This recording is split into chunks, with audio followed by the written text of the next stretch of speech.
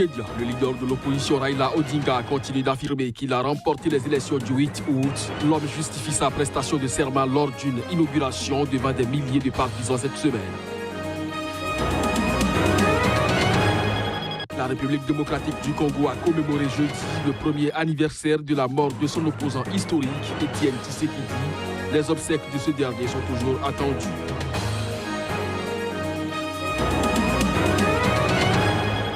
Des forces de sécurité camerounaises ont passé la frontière vers le Nigeria fin janvier, où des milliers d'anglophones camerounais ont trouvé refuge. Objectif, les abattre, soutiennent des réfugiés.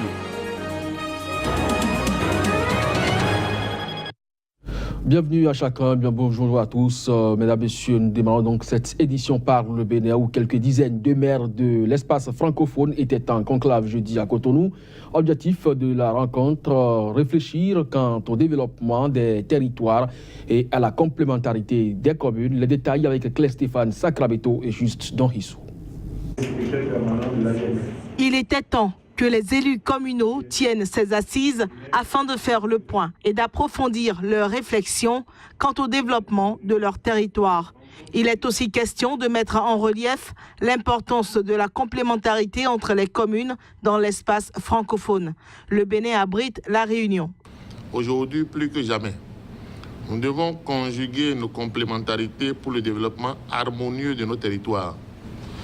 La vitalité économique et l'attractivité sont un sujet récurrent de préoccupation pour les collectivités territoriales.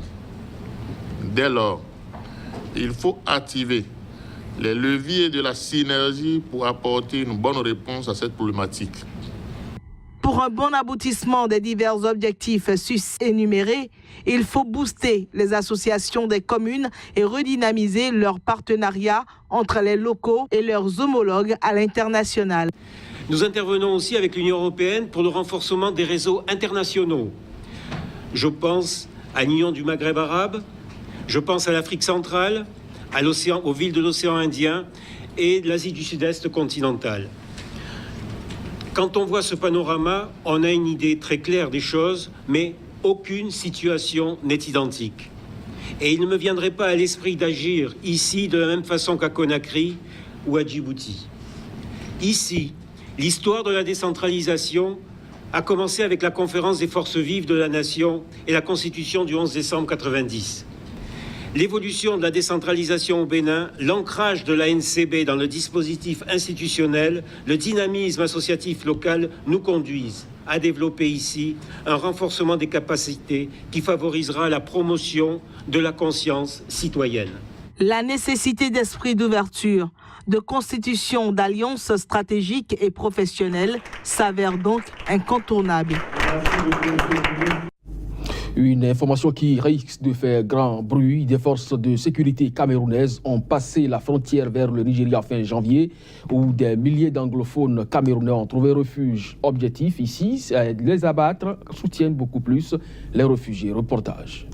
Des éléments des forces de sécurité camerounaises ont passé la frontière vers le Nigeria, où des milliers d'anglophones camerounais ont trouvé refuge après avoir fui les violences perpétrées dans les régions anglophones du Cameroun. L'information a été révélée ce mercredi de sources concordantes. Les réfugiés ont accepté de raconter ce dont ils sont victimes.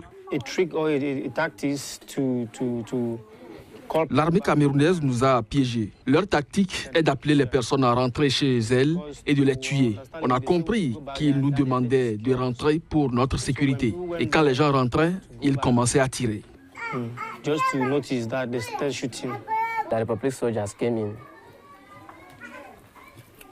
Les soldats de la République sont venus et nous ont chassés. Tout le monde dans le village a fui parce qu'ils tiraient et nous tuaient. Certains ont fui à cause de la présence militaire, d'autres à cause des attaques de l'armée. Certains sont arrivés avec des blessures. Les médias nigériens et camerounais indiquaient mercredi matin que 80 gendarmes camerounais avaient mené une opération militaire lundi à Danaré sans que cela puisse être confirmé dans l'immédiat. Selon des sources anonymes citées par The Punch, les gendarmes sont venus combattre les militants camerounais anglophones qui se sont réfugiés dans la communauté. Les velléités d'indépendance du Cameroun anglophone et la présence de près de 30 000 réfugiés au Nigeria est source de tensions entre les deux pays. Le Nigeria, qui est également confronté à un mouvement indépendantiste des Biafrais dans le sud-est du pays, s'est toutefois rangé du côté du gouvernement camerounais ces dernières semaines, marquant un tournant important dans la crise. Le président du mouvement séparatiste anglophone détenu au Nigeria depuis le 5 janvier a été extradé lundi au Cameroun avec 46 de ses partisans considérés comme des terroristes par Yaoundé. Au Togo, après la grève des enseignants, c'est au tour des agents de la santé de se mettre dans la rue. Ils ont en effet entamé ce mercredi une grève de 48 heures très suivie. Reportage. À l'appel du syndicat national des praticiens des hôpitaux du Togo, Senfot, le personnel de plusieurs centres de santé publique s'est mis en grève ce mercredi pour 2 jours. Le Senfot exige entre autres la construction de nouvelles infrastructures, l'équipement des structures sanitaires existantes et la protection du personnel soignant. Par ailleurs, les enseignants des écoles primaires et publiques qui ont multiplié les grèves ces derniers mois observent également depuis ce mardi 3 jours de grève pour exiger notamment une augmentation de leur prime salariale. Dans le même temps, à l'appel de l'opposition, des milliers de manifestants se réunissaient à nouveau dans les rues de la capitale pour demander la démission du président Faure Gnassingbé au pouvoir depuis 2005. Nous avons fourni une liste de revendications. Si ces revendications-là sont satisfaites, le dialogue pourra commencer. C'est des malins, c'est des menteurs, c'est des dictateurs. C'est pourquoi nous, on est décidé maintenant d'être durs contre eux pour qu'ils n'ont qu'à quitter le pouvoir. Rappelons que la coalition des partis politiques de l'opposition togolaise organise des marches quasi quotidiennes depuis 5 mois pour exiger le départ de Faure Gnassingbé. Elle a également prévu de se réunir à nouveau ce jeudi et samedi prochain. Le président burkinabé Roch Marc Christian Kaboré a procédé à un remaniement de son équipe gouvernementale.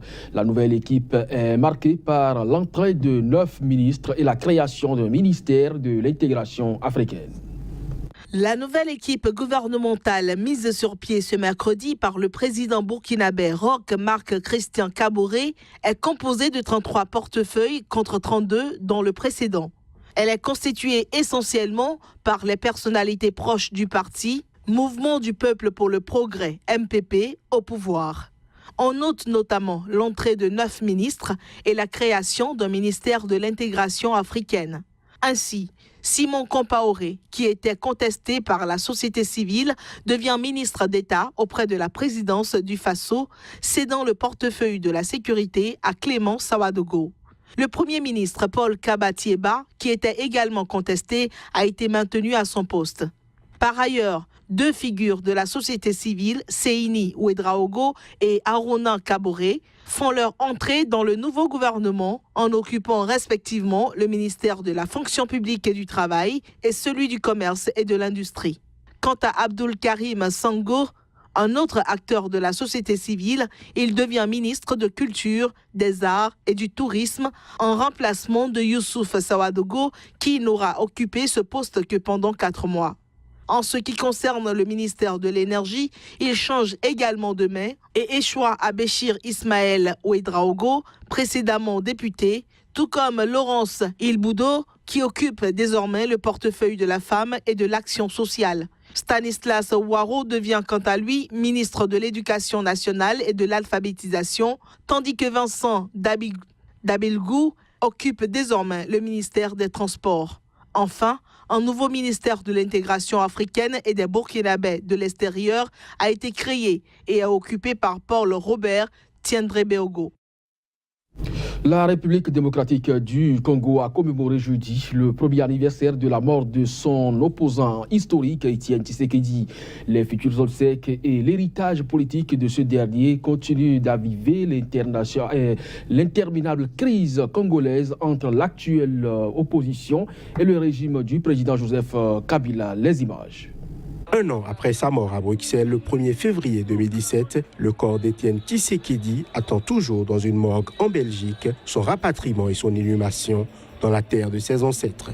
À Kinshasa, une messe d'action de grâce a été célébrée en la cathédrale Notre-Dame par le frère cadet du défunt, Monseigneur Gérard Molumba. J'espère que les autorités finiront par se décider à rapatrier le corps d'Étienne Tshisekedi et à organiser les funérailles qu'il mérite, a déclaré Monseigneur Molumba. La cathédrale, pleine à craquer, a réservé une ovation à l'arrivée du fils de Tshisekedi, Félix, président du rassemblement de l'opposition, qui demande le départ du président Kabila. Tshisekedi était entouré de Jean-Marc Kabonde, secrétaire général du parti fondé par son père, l'Union pour la démocratie et le progrès social UDPS, dont le siège se trouve dans la commune de Limete. Un accord entre les autorités, la famille et l'UDPS en août était supposé organiser le rapatriement de la dépouille de l'opposant décédé à l'âge de 84 ans des suites de problèmes pulmonaires. Cet accord sur le financement des obsèques et l'inhumation dans une concession familiale à la périphérie de Kinshasa n'a jamais été mis en œuvre. L'UDPS Limete dénonce la mauvaise volonté du régime de Kabila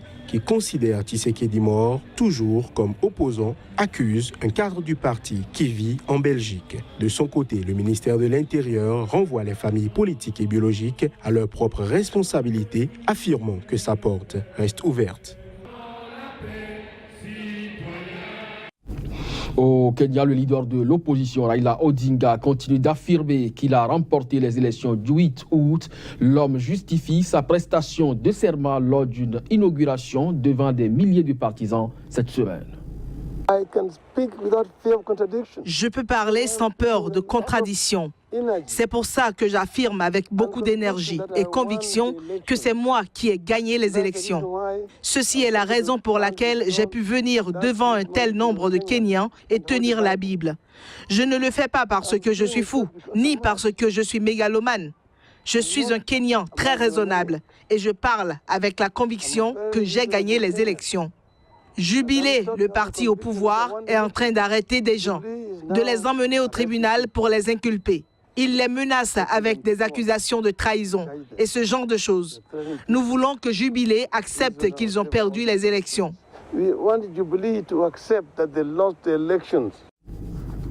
Prise au piège à plusieurs centaines de mètres de profondeur dans une mine d'or d'Afrique du Sud. Un millier de mineurs étaient bloqués jeudi sous terre, victimes d'une panne d'électricité. Cette dernière a été provoquée par un violent orage. Aux dernières nouvelles, ils ont commencé à regagner terre. Reportage. Une coupure d'électricité a provoqué en Afrique du Sud l'arrêt des ascenseurs dans une mine. La situation qui s'est produite jeudi a empêché la remontée de la presque totalité de l'équipe de nuit de la mine de Béatrix, près de la ville de Welcome. Selon la compagnie Sibanye Gold, propriétaire de la mine, seule une soixantaine de salariés ont jusqu'en après-midi jeudi pu être remontés sains et saufs à la surface. 950 mineurs étaient encore enfouis. Quant au syndicat national des mineurs, il a pour sa part indiqué que 1000 salariés étaient toujours coincés. Il restait à préciser la profondeur à laquelle les mineurs étaient bloqués. Mais les galeries les plus basses de cette mine descendent jusqu'à 1000 mètres sous la surface. En effet, l'orage qui a frappé mercredi soir la mine, à environ 290 km au sud-ouest de Johannesburg, a endommagé 2 câbles d'alimentation électrique de la mine. L'association du syndicat des mineurs a dénoncé le manque de plans de secours à la mine en termes de sources alternatives d'électricité.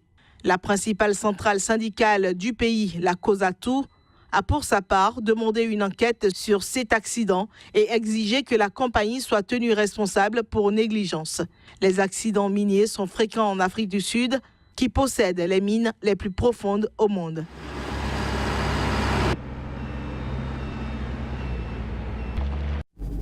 Mesdames et messieurs, ce sera donc tout pour cette édition. Merci de nous avoir suivis. Bon week-end à chacun et à tous. Au revoir.